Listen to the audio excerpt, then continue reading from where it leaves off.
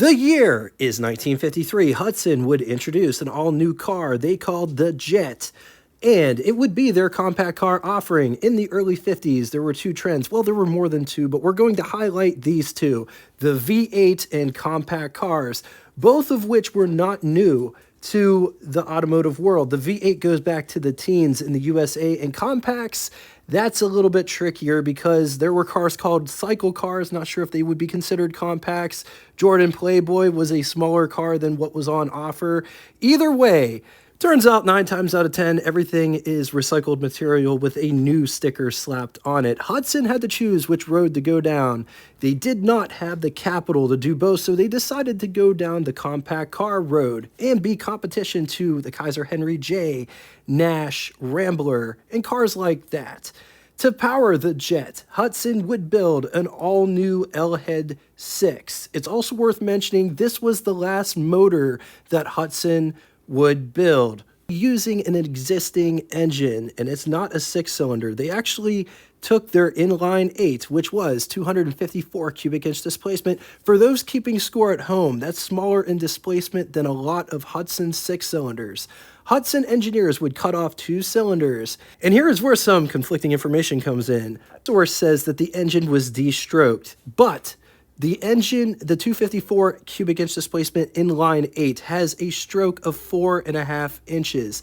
The new 6 has a stroke of 4 3/4 of an inch. And I'm just going to put these up here on the screen so you can see it. And it really sucks because you can't take a lot of this information that's found on the internet at face value, because one person will find the information and then they will just mirror it, and then everybody's mirroring it, and it's wrong. And I hate to do that, but some of my stuff is mirrored like that as well because I got bad information. Anyway, just trying to be transparent. The new Hudson engine was an L-head 6. Valves were inside the block right above the pistons. 2 valves per cylinder, 1 intake, 1 exhaust. Crankcase and block were cast as one single unit made of a chrome alloy iron. High in strength, low in weight, and low cylinder wear. The crankshaft was forged steel and fully counterbalanced, as well as both statically and dynamically balanced as well.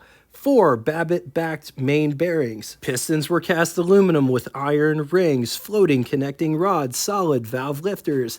And while most of the auto industry was moving to overhead valve, Hudson decided to stay with the valve in block. 202 cubic inch displacement, L-head 6, 3.3 liters. It was good for anywhere between 104 to 114 horsepower. The 114 horsepower figure was with the twin H setup. The twin H setup was 2 single barrel carburetors that were strategically placed. One carburetor would feed 3 cylinders, essentially.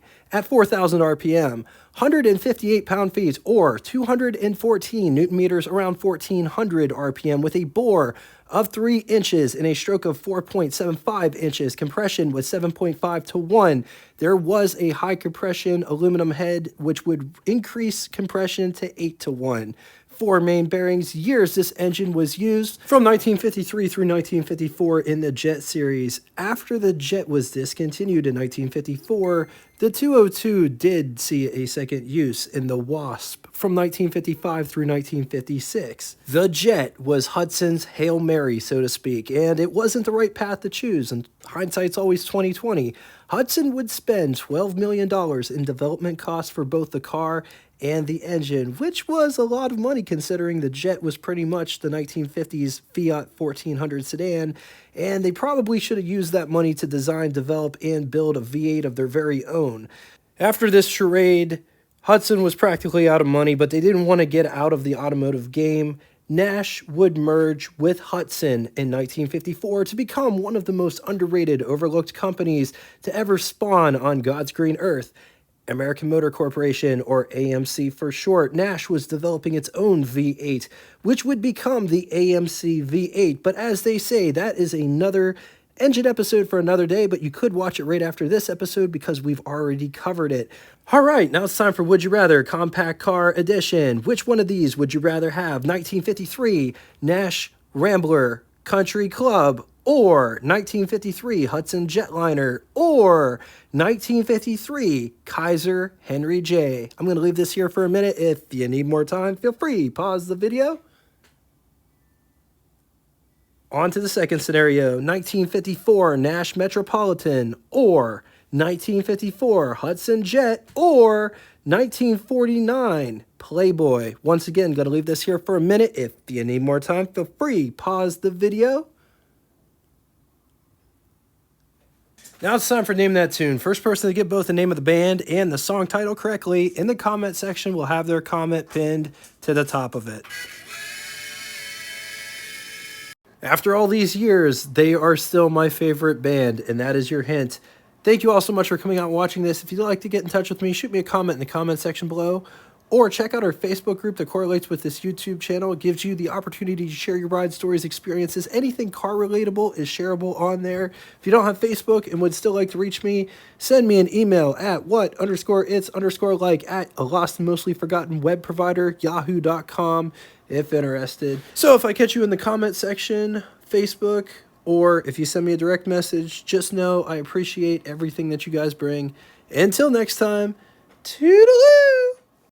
Here are some cars that are in the pipeline coming up next on What It's Like.